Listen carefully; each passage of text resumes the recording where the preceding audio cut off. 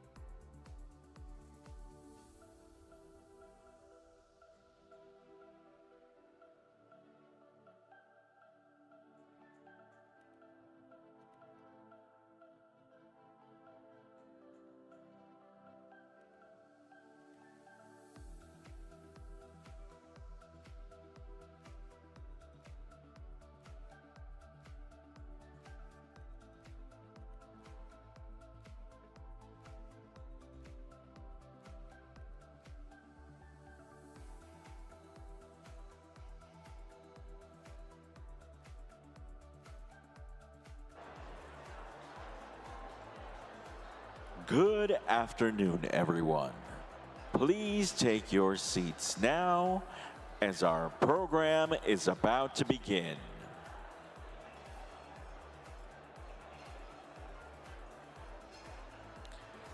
Thank you. Now, to kick off our National Leadership Luncheon and Plenary, please welcome to the NALEO stage the Honorable Alejandra Sotelo Solis, member of the University of California Regents Election Advisory Committee and NALEO Educational Fund Chair. Buenas tardes, everyone. I guess everybody's enjoying their lunch already. Buenas tardes. All right, well, thank you everyone, and welcome to the first lunchtime plenary of the 41st Annual Conference. Whether you spent your morning learning about the generative artificial intelligence or the importance of ethical leadership, I really hope you enjoyed the first few hours with us. It's definitely been a pleasure seeing so many people connect with old friends and colleagues and network with new ones. And guess what? You're supposed to say what? Okay, well, let's try one more time. Guess what? We're just getting started. All right. So what we're going to do right now, this is a point of personal privilege, the PPP plan. We're going to give a shout out to 3 groups right now. First, it is for the NALEO staff. NALEO staff, woo! NALEO staff, please raise your hand. If you are a NALEO staff member, please raise your hand. Stand up, raise your hand. Let's give them a big, big round of applause. Échenle ese aplauso. Come on, échale más. Come on, más porra. All right, all right. I know we didn't bring our matracas or the pens or anything, but I know you would. Now let's give it up for the hotel staff who are serving you.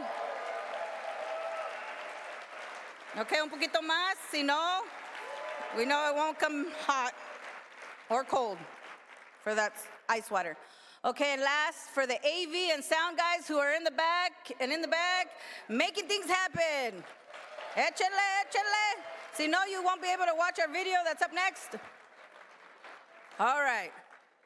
And now, and a 4th group, for yourselves. Come on, you guys are in Las Vegas. Give it up for yourselves. And all of our sponsors and partners for making this happen. Okay. Now you guys are tired. Now you get to take a breath and have your chicken lunch, or what are we having today? Salad. Okay, gear you up for En Fuego tonight. Okay, but right now, I am delighted to help take this deep breath and to share with you a welcome video from one of Nevada's own, U.S. Senator Jackie Rosen. Please take a look at the screen. Hi, I'm Jackie Rosen, and it's my honor to represent the great state of Nevada in the United States Senate. Welcome to the 41st Annual NALEO Conference. Well, and welcome to Las Vegas. I hope all of you enjoy your time in our city and take advantage of all we have to offer, from world-class entertainment to delicious restaurants. You know, in Nevada, we're lucky to be home to a diverse Latino community with a rich history and a vibrant culture. And I'm grateful for the dedication of all the Latino elected officials who represent Nevada, including my partner and the first Latina ever elected to the United States Senate, Catherine Cortez Masto.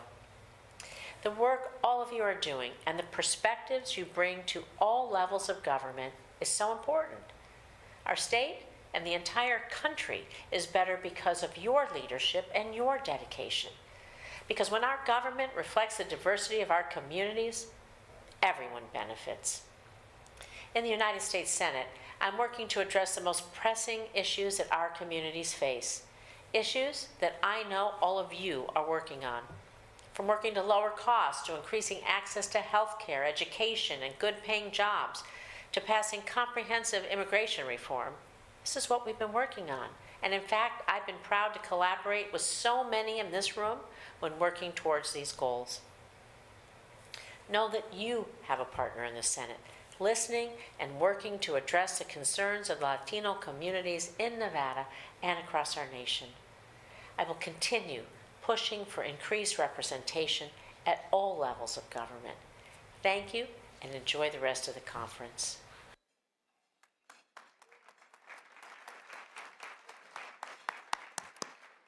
Thank you for providing us for those virtual remarks. Senator Rosen might be watching this live stream from Washington, D.C., where the U.S. Senate is in session as we speak, so let's give her a hearty round of applause.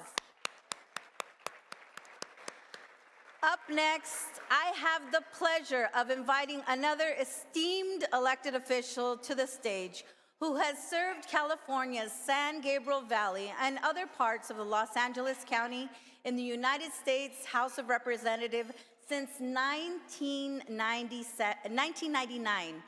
Ladies and gentlemen, please help me welcome to the stage a wonderful supporter of NALEO, U.S. Representative for California's 31st District, the Honorable Grace Napolitano.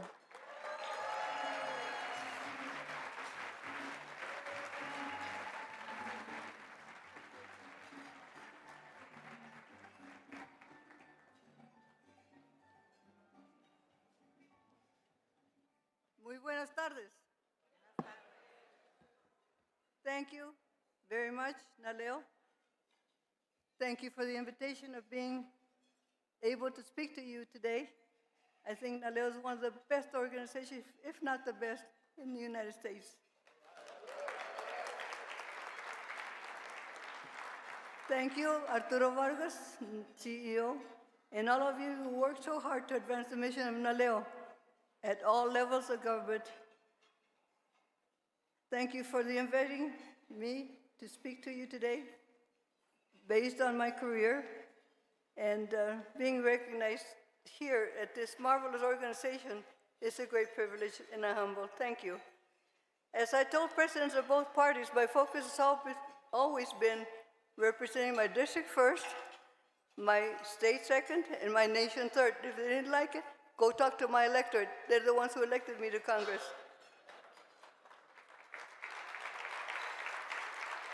My priorities in Congress have always been water, transportation, mental health, at-risk youth, and veterans. Always my priorities to my constituents, and I am very proud to have been able to accomplish in these areas.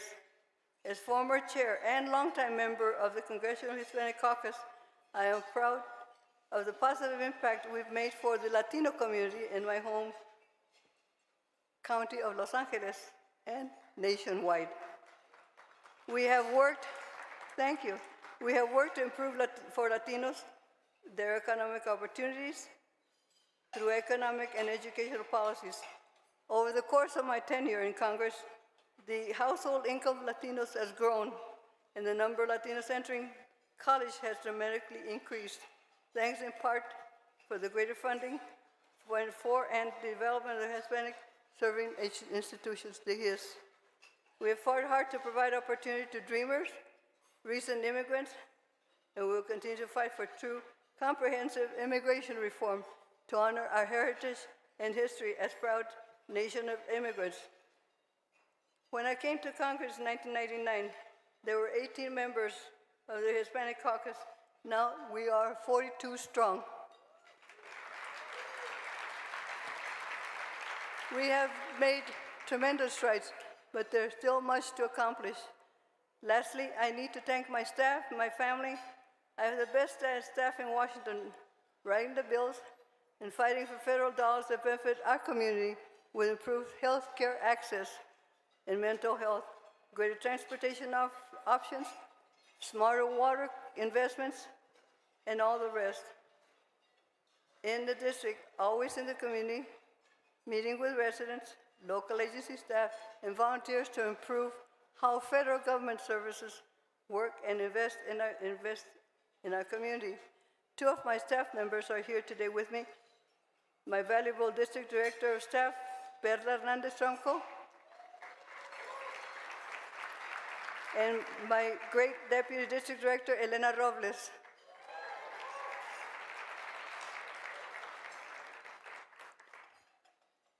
They've been with me for Perla's over 20 years, and Elena is almost 20.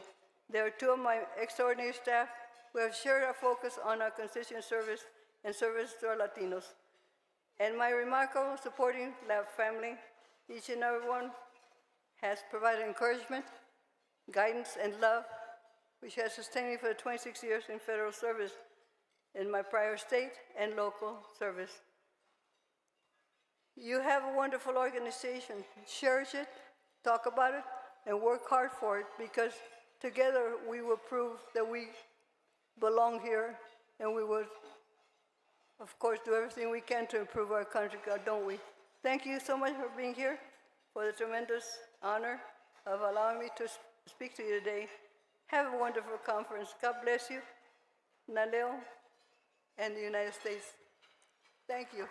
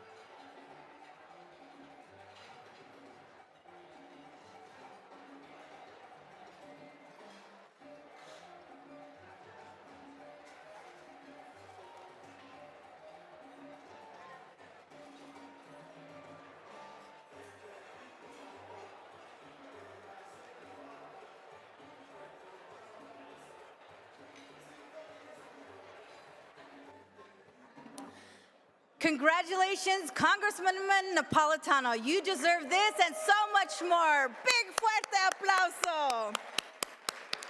Thank you again for your more than 3 decades of service to our nation as a municipal officer, state legislature, member of Congress, and a trailblazer for so many Latinas like me and so many more whose shoulders we stand on. The lives of Angelinos will be forever touched by your tireless dedication. One more time, let's give Congresswoman Napolitano one more big round of applause. I want to thank the folks at the Bellagio front desk to hear us. One more time, let's do this. As you all know, conference wouldn't be as remarkable without our fantastic speakers, attendees, and event staff, but our tremendous sponsors provide us with the financial support we need to make the Naleo Conference what it is. So on that note, I'd like to recognize today's luncheon host sponsors, Bank of America, and invite their Community Affairs Executive, Ms. Angie Garcia Lathrop, to make remarks on their behalf. Let's give her a hand.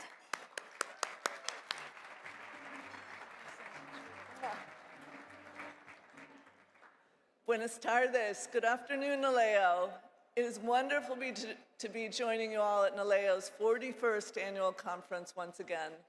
A sincere thank you to Arturo Vargas and the Board of Directors for inviting me back to speak. I'm so proud to be able to play a role in continuing Bank of America's decades-long partnership with Naleo, supporting your efforts to develop Latino state and local leaders and to foster the exchange of ideas and solutions addressing the matters most affecting our communities. For us at Bank of America, this conference is a chance to listen and learn, to hear what you, our public officials, are hearing from your constituents.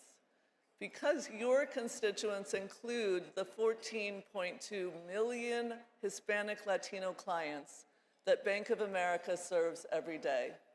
1.2 million of those Latino clients are also business owners, and since 2017, we have regularly surveyed them to gain meaningful insights to help these clients grow and manage their businesses. Our U.S. workforce today is also nearly 20% Hispanic Latino, and we have over 8,700 Spanish-speaking teammates in our financial centers. So our branches and offices mirror the clients and communities we serve. These perspectives are essential to Bank of America's commitment to helping our clients navigate financial challenges, achieve their goals, and plan for their futures. Today, our clients, your constituents, face a rapidly changing and increasingly complex economic landscape. That's why I am especially looking forward to the plenary discussion this afternoon. Every business organization and public office represented today has an important role to play in advancing equality and economic opportunity in our communities. And I could not be more energized to work with all of you as we continue to move forward in this mission. Adelante. Gracias.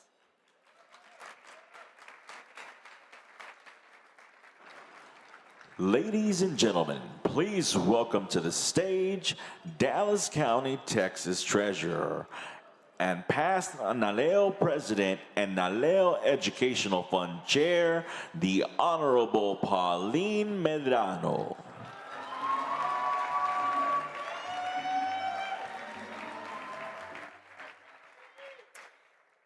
Thank you, and thank you, Ms. Garcia Lathrop from Bank of America. Let's give her one more applause for their continuing sponsorship of NALEO.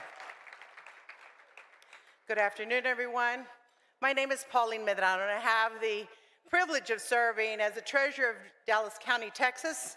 I'm also humbled to have served as past President of NALEO and Chair of the Education Fund. In reflecting my journey, I am reminded of the profound impact this organization has had on our communities and the American democracy as a whole. I want you to remember that NALEO is not just an organization. It is a lifeline for countless Latinos across the nation. For decades, NALEO has been at the forefront of empowering our community through every step of the democratic process. From hosting citizenship workshops for voter registration, NALEO has been instrumental in ensuring that Latinos have a voice in shaping the future of our country. But NALEO's mission goes beyond the ballot box. NALEO is a force and a fierce advocate for policies that directly affect the lives of Latinos, and it is dedicated to ensuring Latinos have a better representation across all levels of government.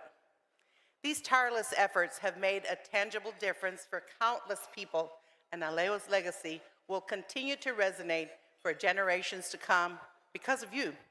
However, none of these would have been possible without the visionary leadership of Arturo Vargas, NALEO and NALEO Education Fund CEO over the past 3 decades. Absolutely.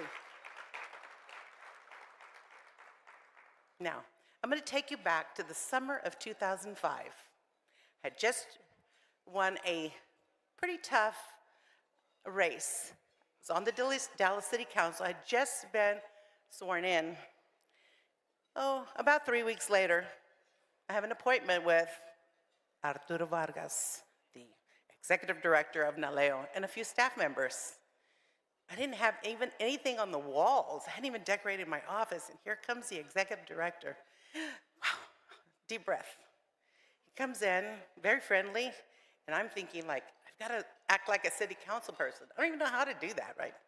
So he comes in, talks about NALEO coming to Dallas in 2006, a year before the conference, and that he wanted me to be part of it, and what were the hot topics in Dallas, what I thought the hot topics were going to be the following year for NALEO to have different tracks.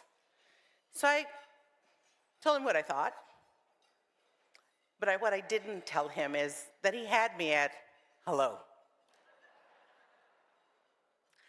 Under his guidance, NALEO has grown into an incredible force of change, issuing and ensuring that NALEOs are emboldened and empowered and heard throughout the corridors of power. Arturo's longstanding leadership at the helm of this organization has been a beacon of hope for all of us who believe in the promise of American democracy and the ability of a small group of people to make meaningful and impactful change. Now, ladies and gentlemen, I think it's fitting to bring the man himself to the stage. Everyone, please join me in welcoming to the stage NALEO and NALEO Education Fund CEO Arturo Vargas to make remarks on his 30th year Pearl anniversary with the organization.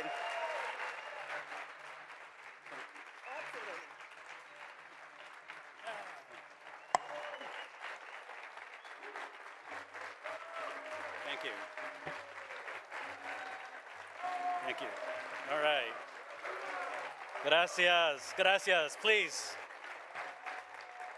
take your seats. Buen provecho. Thank you, Madam President, for those kinds and generous remarks. Can you believe it? 30 years as Executive Director and now CEO of NALEO and NALEO Educational Fund. Wow, que aguante, as my dad would say. You know, my first day on the job was December 1st, 1994. And what an incredible journey this has been. Having the privilege to work at and lead a mission-driven organization devoted to this nation's highest ideals of democracy. It has been a gift to pursue this adventure with the support and leadership of hundreds of women and men who have served on our boards of directors over this span.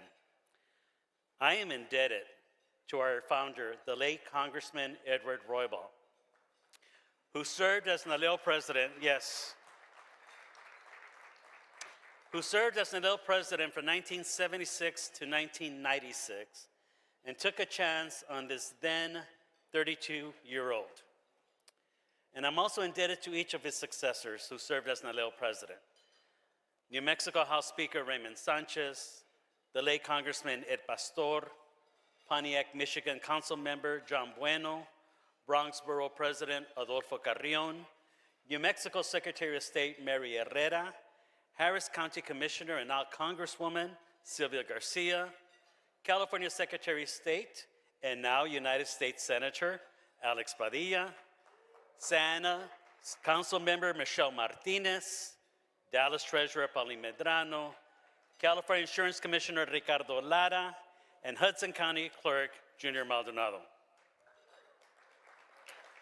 Their support and leadership has been invaluable, as has been that of our NALEO Educational Fund board chairs, the late Dr. Harry Pachon, Maricopa County Supervisor Mary Rose Wilcox, Texas State Representative Rafael Lanchilla, Florida State Representative Juan Zapata, Dallas County Treasurer Pauline Medrano, West Hollywood Council Member John Duran, Indiana State Representative Mara Candelaria Reardon, and UC Region Selection Committee Member Alejandra Sotelo Solis.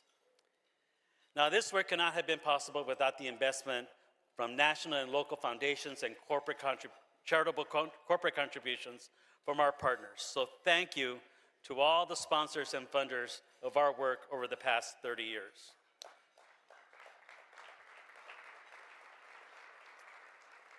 But most of all, this experience has been extraordinary because of the opportunity to serve alongside legions of committed, passionate, and talented women and men, and it has been primarily women, who have worked as my colleagues as the staff of the NALEO Educational Fund. Can you help me express our appreciation to the team at NALEO Educational Fund?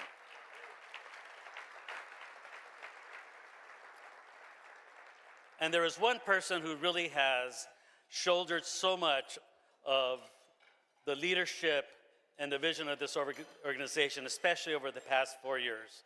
So my special personal appreciation to our Chief Operating Officer, Erica Bernal Martinez.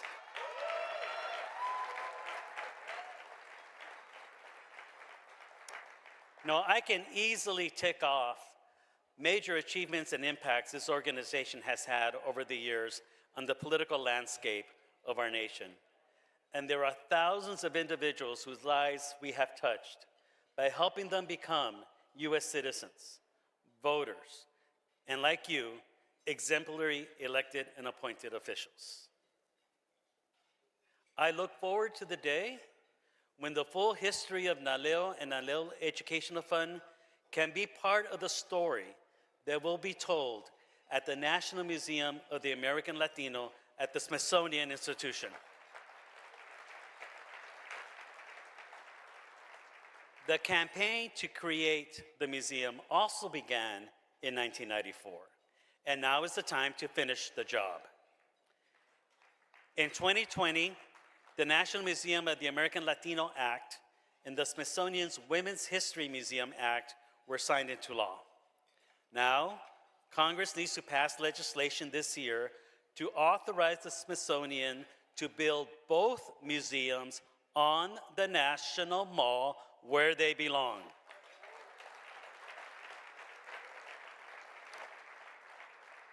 Let us hope that with the full support of NALEO and NALEO Educational Fund, as well as this entire room of Latino leaders, we can finally make that happen. You know, working in coalition with leaders in other communities has been another powerful element of this job. Over the years, I've had numerous conversations with leaders with ambitious ideas to establish organizations like NALEO in their own communities. I am so happy to report today that one of those dreams is coming true. For the past 2 years, we have provided technical assistance, advice, and support to a group of leaders in the Asian American and Pacific Islander community to establish what they fondly refer to as Asian NALEO.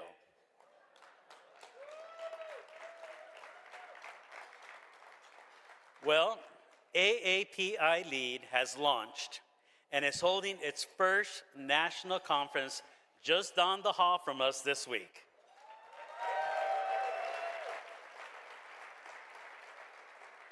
Please welcome the Executive Director of APALF, former Los Angeles City Council member and Executive Director of AAPI LEAD, the Honorable David Rue.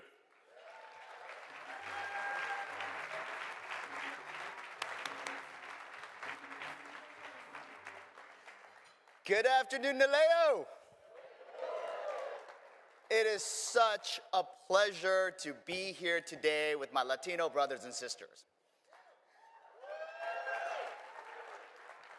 And as Arturo said, we are excited to launch AAPI LEAD, which is Asian American Pacific Islander Leadership Elected and Appointed, down the hall starting tomorrow. On behalf of the Asian Pacific American Leadership Foundation, which is the 501c3 counterpart to the NALEO Educational Fund, and now AAPI LEAD, 501c4, which is the counterpart to your NALEO. I know, we're still learning here. On behalf of our board, on behalf of our members, we thank you because we would not be here today without your support, without NALEO's staff support, without Arturo's support, without all of your member support and your role model in showing how this is done.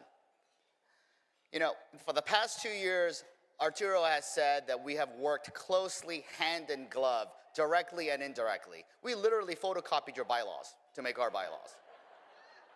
But our relationship goes much further, 9 years back, when your president and newly elected California Secretary of State, Alex Padilla, invited our member, back then State Assembly member Rob Bonta, who is now Attorney General, and a few of our board members to Las Vegas in 2015 to experience NALEO. So our relationship and our mentorship by NALEO is not 2 years old, but 9 years old. And we are so happy to be here today to co-launch down the hall from you. We will do it again with you next year in Atlanta with more joint programs. And we only hope one day we will be able to fill a room just like you and pay it forward to not just the Latino community, but to the next community. So thank you so very much, and it's an honor and pleasure to be here.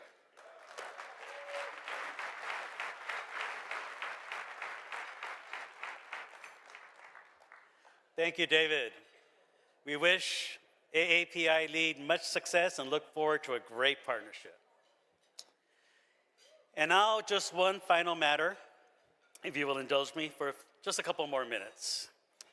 To commemorate this 30-year milestone of having been your executive director and CEO for 3 decades now, we have established the Pearl Anniversary Leadership Circle. I am personally asking some of our longest and most loyal supporters to help NALEO Educational Fund this year by making a one-time additional contribution of $30,000 for 30 years, or 30% of their annual gift for 30 years. I am so honored to express my personal appreciation to those supporters who have already donated to be part of the Pearl Anniversary Circle. The following sponsors have already pledged either an additional $30,000 or a 30% increase of their annual gift. So please help me thank the following sponsors: Comcast NBC Universal, Edison International,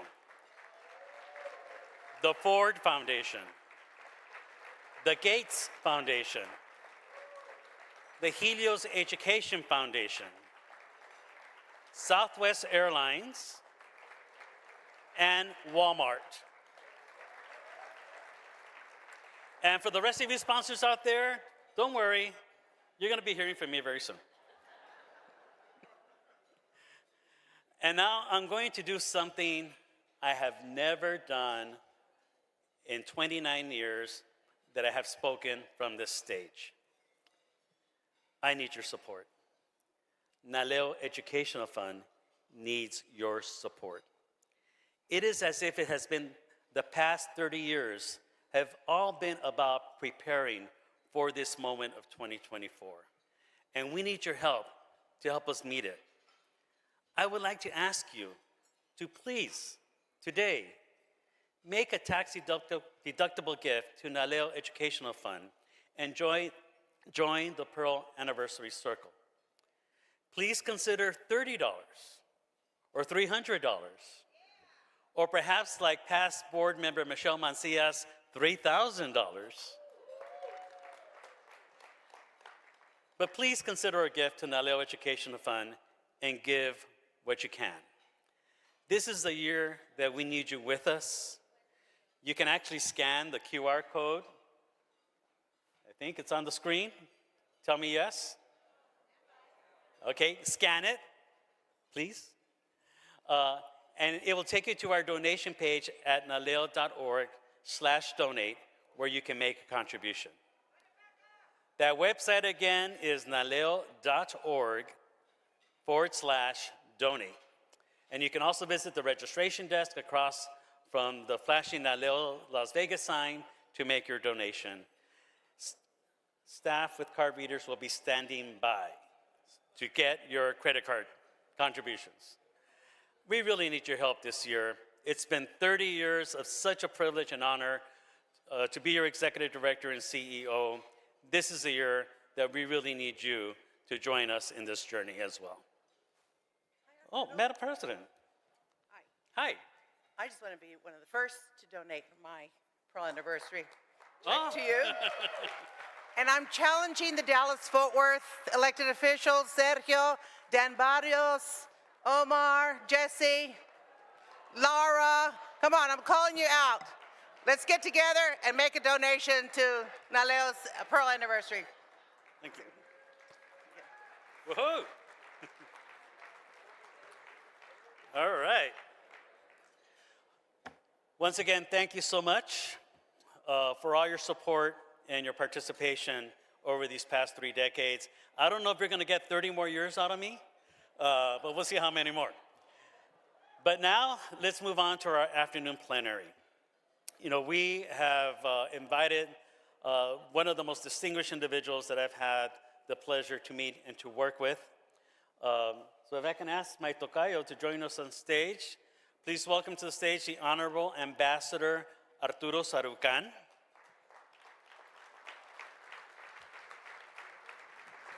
You can take the stage there, sir. The ambassador actually has quite the current title. Let me see if it is a whole paragraph, but I'm going to read it. Don't go there. I'm going to do it. He is a non-resident senior fellow at the Brookings Institution, an adjunct lecturer at the Johns Hopkins School of Advanced International Studies, a distinguished visiting professor at the Annenberg School of Public Diplomacy at the University of Southern California, an associate fellow at the Royal Institute of International Affairs in the UK, and a global fellow at the Woodrow Wilson Center's Mexico Institute. He writes a bi-weekly column in Mexico City's El Financiero newspaper and frequently publishes op-eds in US media outlets. He also participates in a weekly Mexican television newscast called on Milenio TV and a weekly radio segment on Enfoque Noticias. You know, he was ambassador from Mexico to the United States from 7 to 13. From 7 to 13. And Leo has always had the distinct honor of having a great relationship with the Mexican embassy and the government of Mexico to try to make sure that we collaborate and we're able to use the resources at the embassy and the consulates to reach our community with civic engagement messages about if you're eligible, becoming a citizen, making sure that those who are eligible in your households who can vote, do so, and to be counted in the census every 10 years. And I can say unequivocally that during the time that Ambassador Sarucan served at the Mexican embassy was one of the times that we enjoyed the most robust relationship between our institutions. So thank you for that partnership. My pleasure. But we invited him here today because there's a lot going on in the world. And I could not think of anybody more fitting to invite to share with us his thoughts about how what's happening throughout the country, the world, is affecting Latinos here in the United States. Given his perspective of having been an ambassador, a career diplomat, what he continues to do in terms of foreign policy matters. But also now that, and I'm gonna claim you, you're one of us. You live in the United States. You're one of the 63 million Latinos in the United States. So now you have a perspective of seeing our community from the outside, you see it from the inside, and then you have this global view of everything that's happening in the world. So why don't we just start with an opportunity for you to share with us just some thoughts about what it all means to us. Arturo, it's a great pleasure to be with you and join NALEO and the NALEO family. This is an institution that has played such an important role in the empowerment of our community in the United States. When I arrived as ambassador in January of 2007, the Mexican state, successive Mexican governments, had always seen the Latino community sort of as someone who should naturally support the agenda of the Mexican government in the United States. And I sort of arrived and said, this is completely wrong. What we should be doing with our 52 consulates in the United States is turning this paradigm on its head. It's how can the Mexican government and the Mexican consulates support causes like NALEO's and the empowerment of the Latino community in the United States. It's the other way around.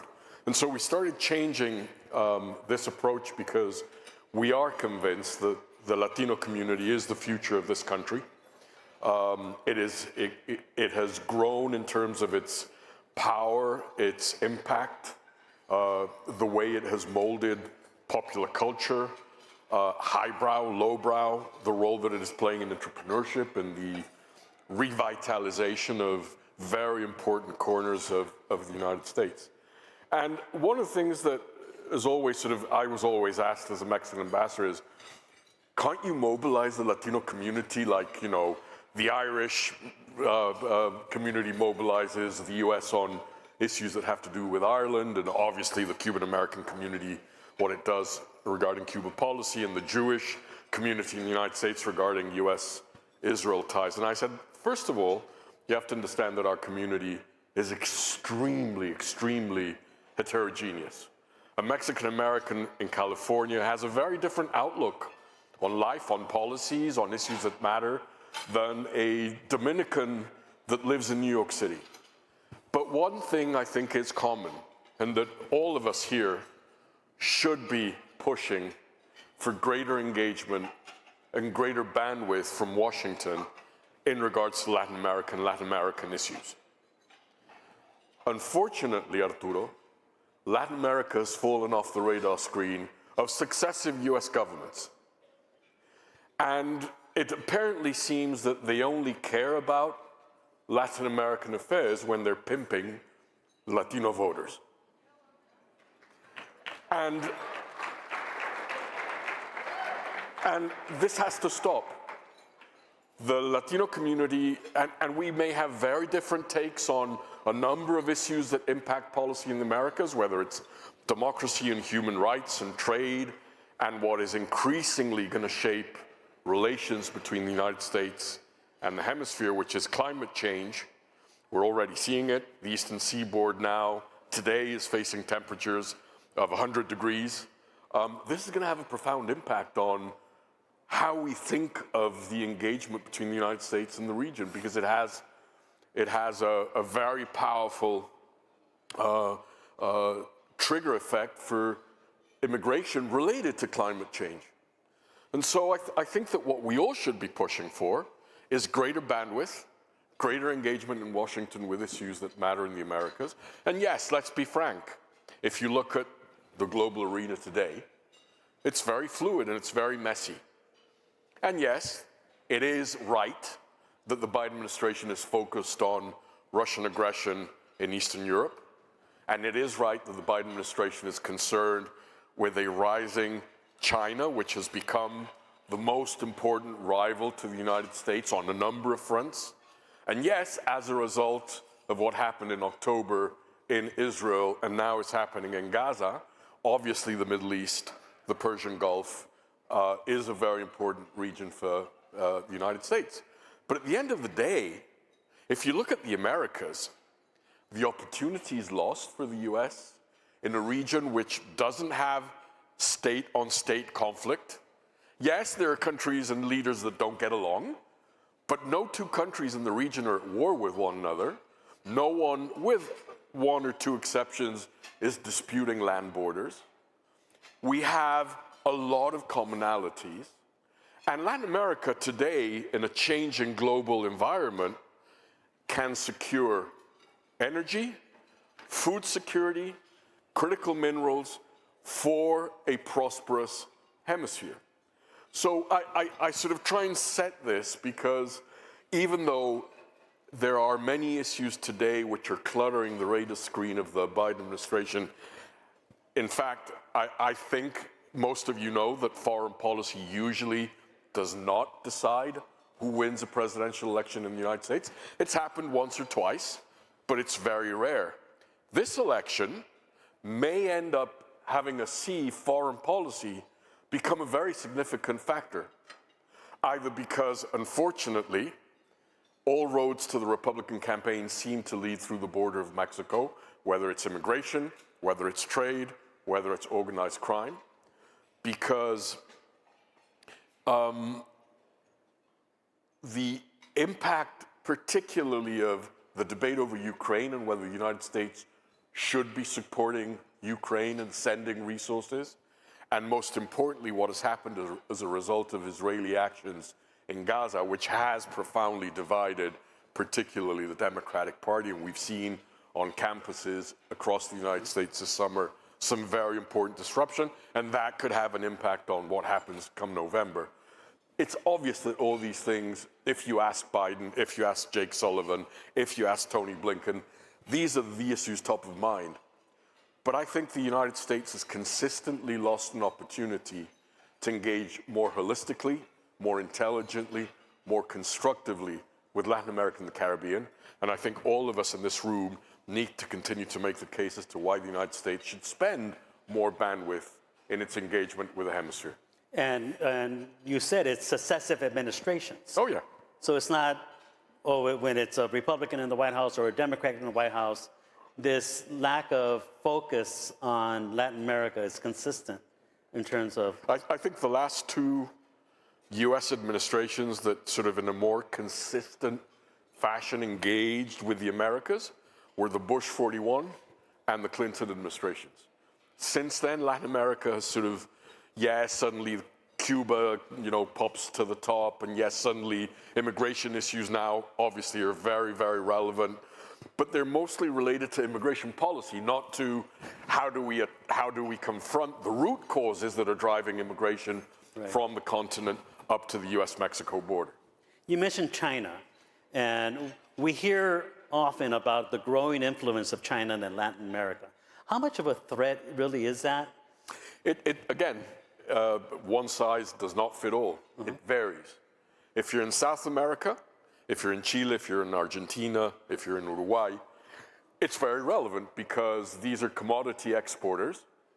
And the Chinese footprint has become so important that now the #1 trading partners of Brazil, of Chile, of Argentina, of Uruguay is China. It's not the US any longer. In the case of Mexico, it's very different, for example, because Mexico is not a commodities exporter. So the Chinese trade economic footprint in Mexico is much less than what you see in certain parts of South America. Now it's starting to change because of the Trump and now Biden tariffs on Chinese exports, particularly telco, digital, EVs, etc., where China is understanding that it can try and piggyback USMCA, the US-Mexico-Canada agreement, which was the renegotiated NAFTA, and piggyback by moving production to Mexico, piggyback the USMCA, and export to the United States. So that is one issue that I'm keeping sort of on my radar screen because it could become messy and complicated, particularly given that regardless of whether we have a Biden 2.0, and I'll be very blunt, I hope, or a Trump return to the White House, regardless of whether it's Democrats or Republicans, there are two things in Washington today that do elicit consensus when it comes to foreign policy. One is China, and the other one is the need to confront fentanyl trafficking across the border from Mexico. On China, whether it's a Republican administration or a Democratic administration come November, the focus will remain the same. It will be containing, controlling. This is the most important recalibration of US foreign policy since the end of the Cold War.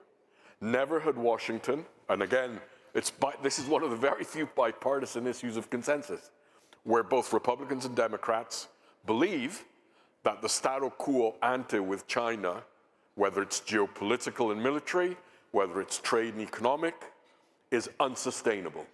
So that is going to maintain, I think, its profile as a very salient issue as we go forward in the next 12 months and into the next administration.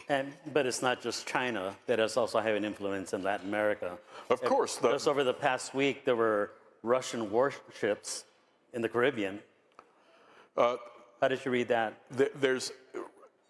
I think we have to distinguish between the Chinese footprint and the Russian footprint because they're very different.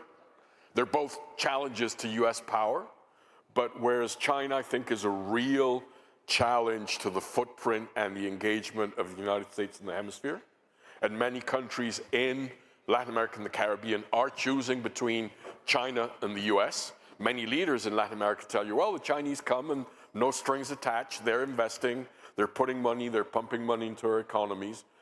You Americans come and, oh, democracy, and oh, human rights, and oh, environmental issues, and oh, labor.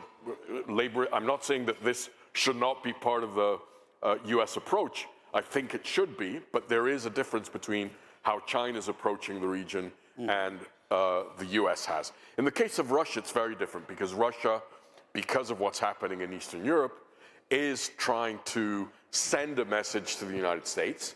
This is Russian thinking. I'm not saying that I agree with it. But in Russia's mind, in Putin's mind, if Biden and the United States can play in its own backyard, meaning Ukraine, NATO, Eastern Europe, we're going to play in what is the US backyard, which is particularly Cuba, but it's also Nicaragua, and it's also Venezuela. And in the last years, sadly, Mexico, because of how, unfortunately, the current Mexican government has been playing footsie with Putin by not condemning the invasion of Ukraine, and by something which I think, in my view, was scandalous, which was in last year's Mexican Independence Parade. For any of you who've been to Mexico City, the Zócalo, this huge square in the center of the city, there's always a military parade, and the Mexican government invited a contingent of Russian soldiers to march in the parade. And it's with these types of issues, Russian disinformation in Mexico is relevant. And this is the one thing that worries me as we head into the polls in November in the United States, because we've already seen it play a role in 2016, which is Russian disinformation based in Mexico by using bots and trolls in Spanish aimed at the Latino community in the United States to polarize and divide Latino voters in the US by using Spanish-speaking accounts from Mexico handled by Moscow. And if this was relevant in 2016, when we didn't have a Russian invasion to Ukraine, and now we have a Russian invasion to Ukraine, and Joe Biden has led so successfully the efforts to contain Russian expansion in Ukraine, that the stakes for Russia are even higher than they were in 2016. So I think we are going to see these dynamics of disinformation and polarization using social media in Spanish from Mexico into the United States and into the Latino community, turbocharged in 2024. Wow. So I do want to get into US elections in November, how the world is seeing our election system, the role of Latinos, but Mexico just had elections and made history with the election of the first woman to serve as president of the United States, los Estados Unidos de Mexicanos. Claudia Sheinbaum will be is the president-elect of Mexico, the first woman. Your sense of Mexico's elections? Well, we have certainly broken the glass ceiling before you did, which I think is very important. I'm the son and grandson of refugees on both sides of my family in Mexico, so for that, for me, this is also a very significant election, that a woman whose parents fled Europe after the Holocaust, after the Second World War, is also the leader of my country. But I have to say I am concerned. I'm concerned because what we've seen these past 6 years in Mexico is a slippery slope of democratic erosion. López Obrador has taken on autonomous regulators. He has the same Trumpian discourse that the press is the enemy of the people. He doxes journalists from the presidential bully pulpit. He has attacked the electoral bodies in Mexico. He has attacked the Supreme Court. He has now proposed a reform that would allow Mexicans to directly elect Supreme Court justices, which I think is wrong. So I think the jury is still out as to what will happen. Morena has achieved a supermajority in the lower house. It's short of a supermajority in the Senate. And for someone who fought against a single-party rule of the PRI that ruled my country for 70 years, it's slightly troubling to see this rearing its head again in Mexico right now. We'll have to wait and see. We have a horrendously long transition period in Mexico from June 2nd, which was the presidential election, to October the 1st, which is when Claudia Sheinbaum will be sworn in as president. It's a horrendously long transition where you have a president-elect and a president sort of living in the same space while one is on his way out and the other one is on the way in. These months will be very important to determine how things go. And what's also going to be at stake is the relationship with the United States. And that's why sort of jokingly, when I was asked about the election in Mexico, I said, I'm really not as worried as the election in Mexico, because I think that the real election that will have an impact on Mexico is what happens in the United States come November, precisely because of how Trump has positioned himself on a lot of issues related to Mexico. Yeah. So let's talk about our elections here in November. First, I want to get your take on what does the world think of the Latino electorate in the United States?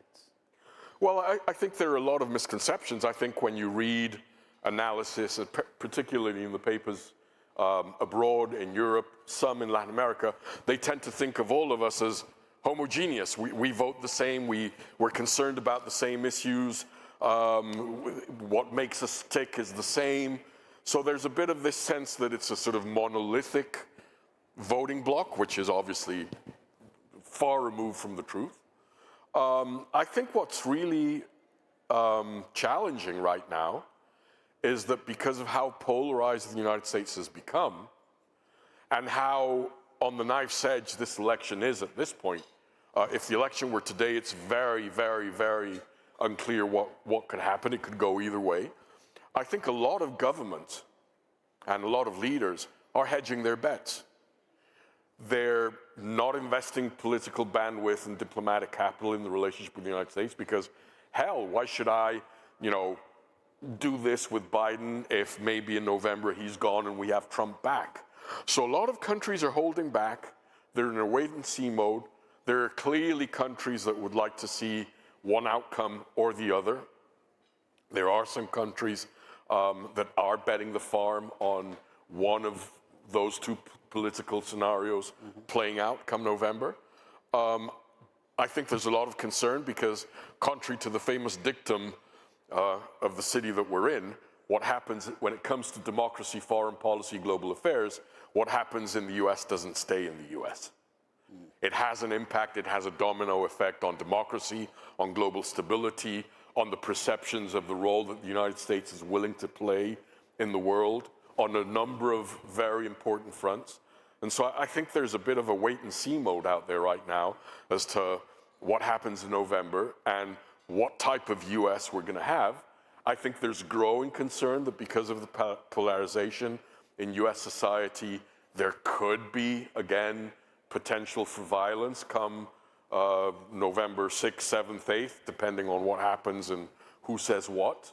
And I think there's a great deal of, I don't think I've ever seen the degree of uncertainty and concern in the world regarding the US electoral process as what's going on right now. Did you see any of that at the recent G7 meeting in Italy? I think there was quite a bit of that, particularly as some of the G7 leaders particularly when the United States is trying to lead and ensure that there is, particularly vis-a-vis Moscow, that there's a sense in Moscow that US commitment to support Ukrainian independence on sovereignty will continue. I think a lot of countries are scratching their head and saying, well, if Trump returns in November, all of that may change. And so why should I commit resources, weapons, aid, diplomatic support if come November there's going to be a US president who's going to tank that and who could even undermine NATO itself? So I think there's a lot of, even by people who would like to see Biden reelected, I think there's a lot of hedging right now outside of the United States as to what will happen come November. Yeah. And the role of the Latino electorate in that?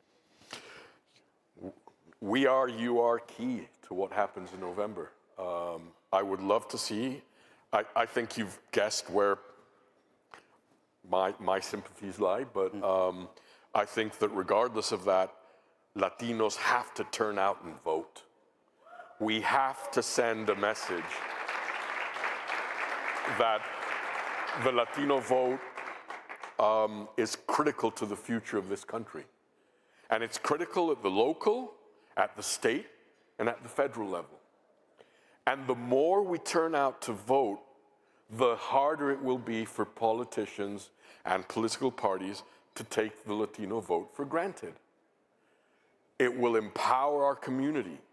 It will allow all of you elected officials to make your case, whether it's on education policy or policing and law enforcement or on access to education and health or on foreign policy, to have your voices heard. So we really need a massive, massive Latino turnout come November. And you all in this room play a very important role in helping to turn out the vote. And again, I would love for you to turn out the vote in a certain direction, but at the end of the day, what we need is massive numbers of Latinos coming out to exercise their right to vote. Yeah. No argument here. So you have a room full here of policymakers, but they're largely at the municipal level, school board level. We have state legislators. These aren't folks who have foreign policy under their control. That's a federal responsibility. But what advice do you give to people who are running cities and counties and school districts, who are serving as state legislators? What should they be paying attention to when it comes to... This is going to sound weird for someone who spent 23 years in the career foreign service, but I believe that international relations today are really at the local and state level. it's mayors, it's governors, it's state attorney generals that are connecting. My mantra for the future of the relationship of this country with the rest of the world is cooperate globally to solve locally. The ability of all of you to engage with your peers internationally and figure out who's doing what and how they're doing it, and to think of innovative public policies, and to cherry pick those best experiences, whether they're in Japan or Germany or in Chile, is a very important piece of your portfolios, even if you're not dedicated or even if you don't have an impact on foreign policy making per se. Look out and seize those international connections. See what your colleagues in other countries are doing, whether it's on education, whether it's on sanitation, whether it's on urban design and development. There are fantastic experiences, and increasingly, those connections at the state and local level are even more important than what is happening at the State Department and the Foreign Ministry of X or Y country. It's those connections which I think you can feed and you can create, which will allow you to do your jobs better, because you're looking at experiences in other countries of your peers and what policies, experiences, best practices can be brought to bear and tropicalized, if you like, to your own realities on the ground. Yeah. Can you think of any examples of either while you were ambassador recently? I remember there being a group of governors of border states in the United States and in Mexico who would convene and to try to deal with some of these issues at a more local level. There was, sadly, a fantastic mechanism which I launched when I was ambassador, which was the Border Governors Conference. That is, the 4 governors, border governors of the United States and the 6 border governors of Mexico would get together once a year. Yes, they don't run immigration policy. Yes, they don't run foreign policy, but they have a brutal impact on trans-border communities. And people in Washington and in Mexico City forget the dynamics on the border. The border states are much closer to each other than Washington and Mexico City are to one another. And the solutions that the governors were putting together on everything in terms of exchange of intelligence, better practices in law enforcement, improving trade facilitation mechanisms on the border, improving the infrastructure of ports of entry, sanitation issues. I remember with Congresswoman Napolitano and the California delegation, the amount of time we would spend talking about how local authorities in Tijuana and San Diego could deal with sewage coming. We have the, as you know, rivers in North America, all of them run north to south, with one exception, the Tijuana River, which flows south to north. And the problem is that then that takes all the sewage from Tijuana into San Diego. And so this has been a long-standing issue, but the work that was done at the local level between trans-border communities was impressive. And if you see the work that is being conducted, and I say sadly because after I left, it fizzled, politics came into play. Unfortunately, Texas, which had been the spark plug of the US-Mexico relationship, it's now California, because successive Californian governors have understood the importance of the relationship with Mexico. But starting with, I'll say it bluntly, Rick Perry and now Governor Abbott, they've politicized the agenda with Mexico. And so they pulled out of the Border Governors Conference, and that has fizzled. But mayors on the border doing some incredibly important stuff. If you look at San Diego, Tijuana, if you look at El Paso, Juarez. Ciudad Juarez, the dynamic that is taking place there between local authorities is incredible. They're really creating trans-border, transnational communities. And for me, when you see some of these trans-border, I remember I was ambassador and I was in Tijuana, I had crossed from San Diego into Tijuana, and suddenly I see streams of Americans crossing into San Diego wearing the shirt of the Cholos soccer team that plays in Tijuana. And I say, what are they doing? Is that they've adopted the Cholos as their soccer team. And so the trans-border dynamics that we see and the role that local office holders are playing and fostering in learning from one another, in engaging, in creating channels of communication that are much quicker, much more efficient than what can happen between Foggy Bottom in Washington, D.C. and the Mexican Foreign Ministry in La Alameda is a very important dynamic. So you mentioned that there were two issues of consensus, China and the fentanyl crisis. Yeah. How can the dynamics you just described be helpful in dealing with fentanyl? And I got to tell you, about a year ago, I met with your current successor, and that was the issue that was completely on his mind. That's all he wanted to talk about. I was at a loss because, like, what can I do? But sounds like there are some things here that people in this room could do. Absolutely. There was one mechanism which, during my time as ambassador, was extremely effective, which was a coalition of Western state attorney generals in the US getting together to train their counterparts in Mexico, the state attorney generals, in law enforcement, in strengthening the judiciary, in improving the ability to provide good outcomes in judicial processes related to organized crime, improving policing methods. And that dynamic between those attorney generals from Western states in the US and their counterparts in Mexico was one of the most successful trans-border dynamics, which had nothing to do with what the federal governments were doing at the time. Mm-hmm. So that's one very powerful example. Yeah. We've been talking about Latin America, this hemisphere. You haven't mentioned Canada. What role does Canada play in all this? It's critically important. This could be the North American century.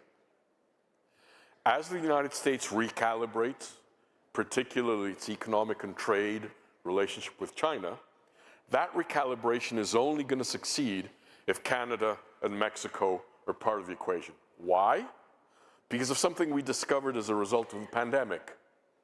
We now have integrated supply chains. What does this mean? That before, some of you may remember the famous maquiladoras, what would happen is that Sears or the manufacturers would send refrigerated parts to Mexico, it would be assembled as a refrigerator, and it would be sent back for sale in the United States. That's no longer the case. Do you know how many times a car, say Chrysler or General Motors, or it's now called, Chrysler is now, yes, thank you. Do you know how many times on average a car built in North America crosses the Canada-US-Mexico border? 9 times.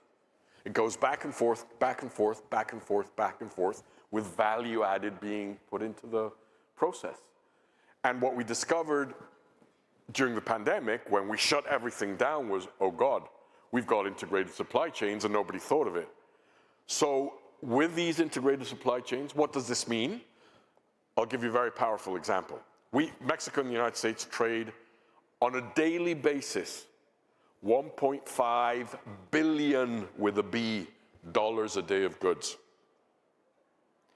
And out of every dollar of Mexican exports to the United States, 40 cents, 0.40, are of US inputs.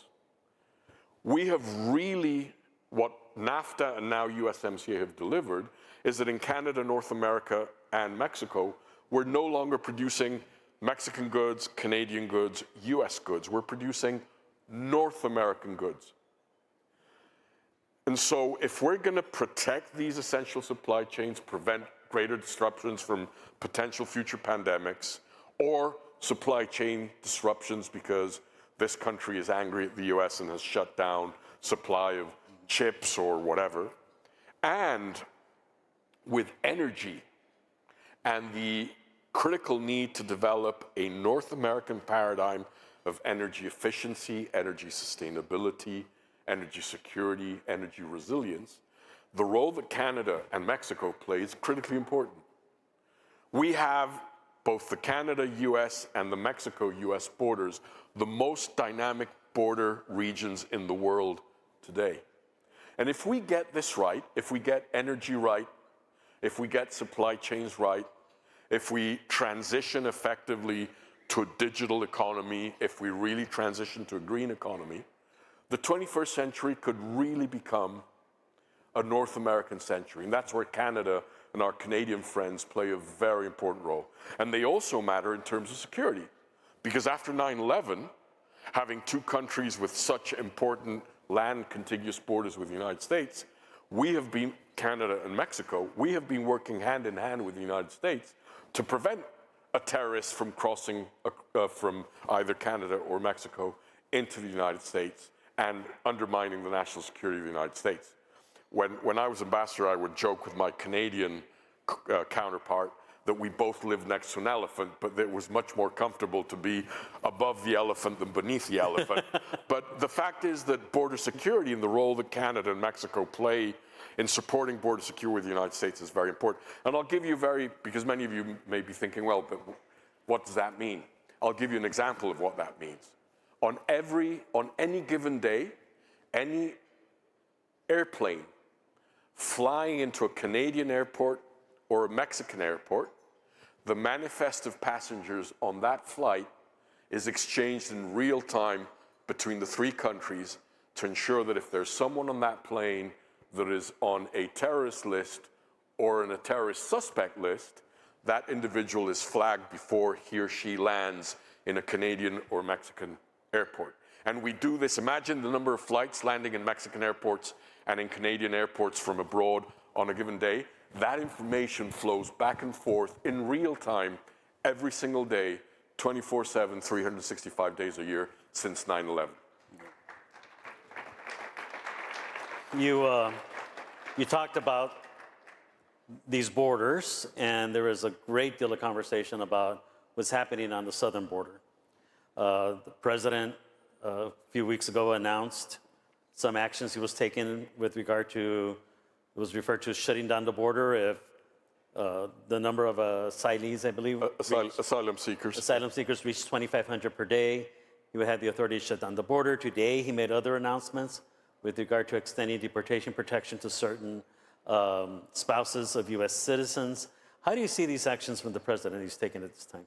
Well, I think first of all, it's a recognition that this is an important issue electorally, that it's an issue that matters to a significant number of Americans, that it's an issue that will play a very important role in one of the key 6 hinge states that will define this election in November, particularly in Arizona.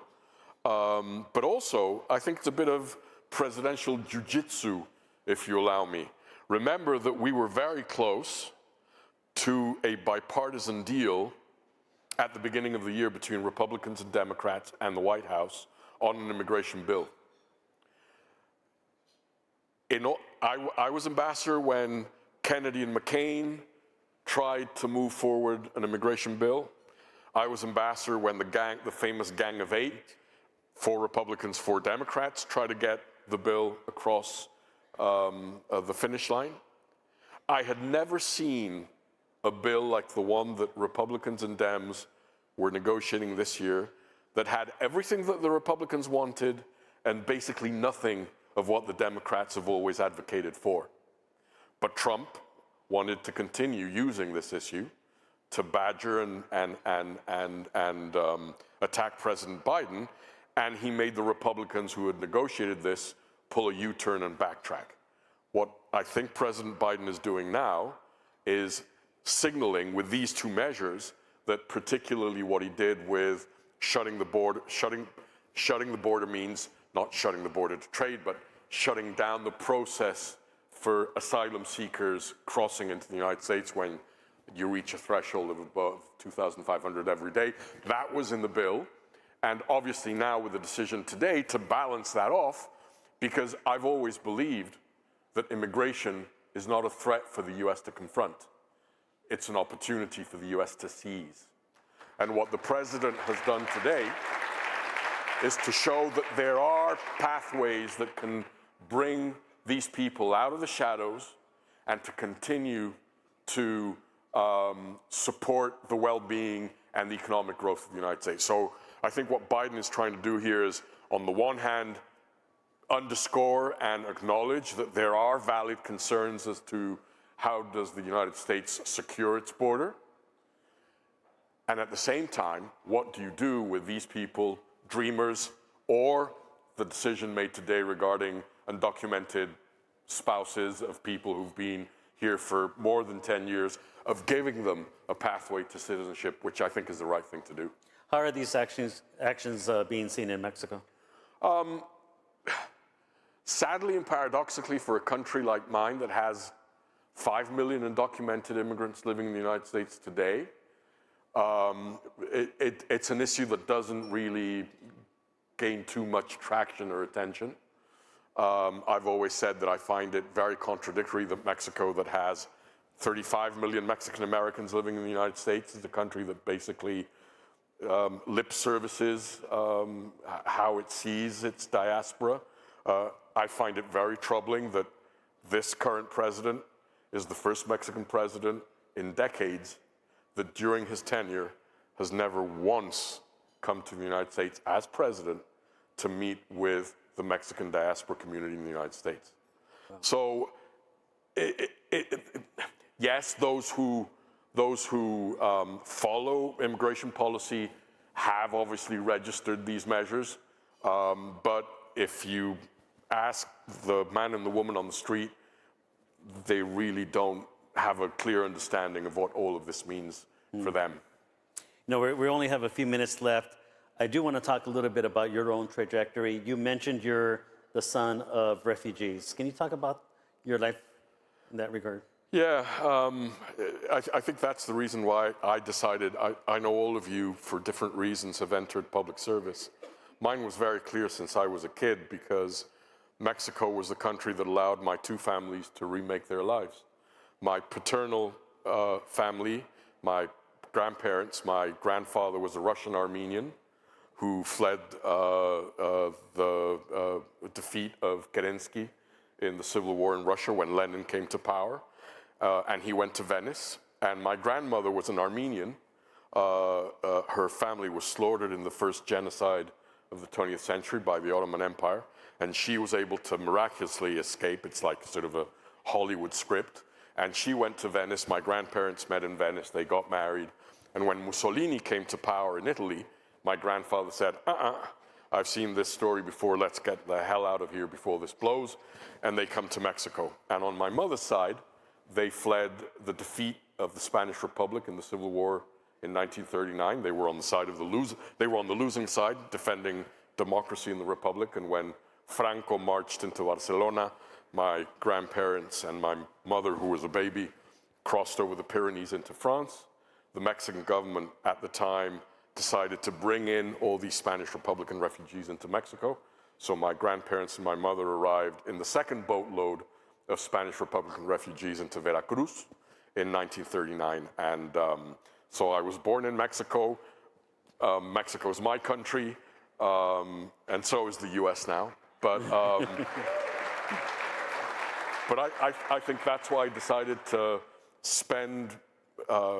to dedicate my life to public service, because it was a way of giving back to a country that allowed my two families to start anew.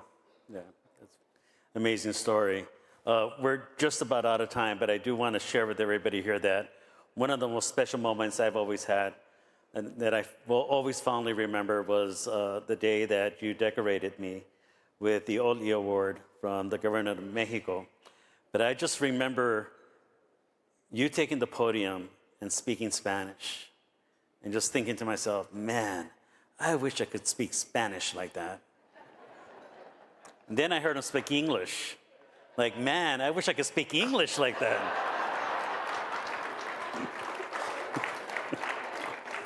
Please help me thank Ambassador Arturo Sarucan for joining us. Thank you.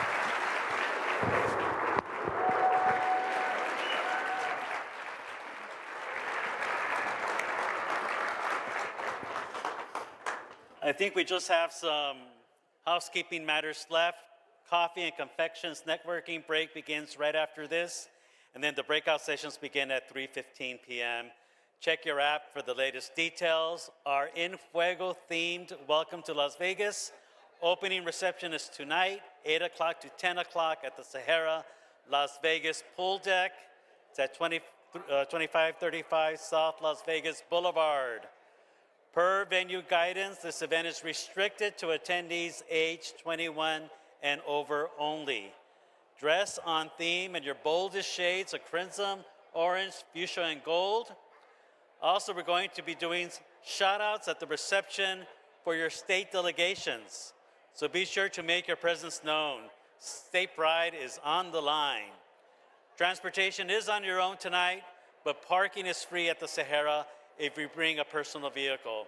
Or for a very low cost, you can catch the monorail at the Horseshoe Paris monorail station located across the street, and it leaves you directly at the Sahara Las Vegas. Finally, in true Vegas speakeasy fashion, you need to hear this.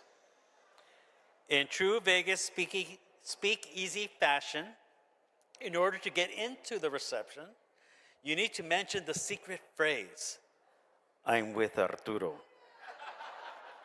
in order to be admitted to tonight. Thank you, everybody. Enjoy the rest of the day. Thank you for your support. It's been a terrific journey so far. Looking forward to many more years of doing great work. Gracias.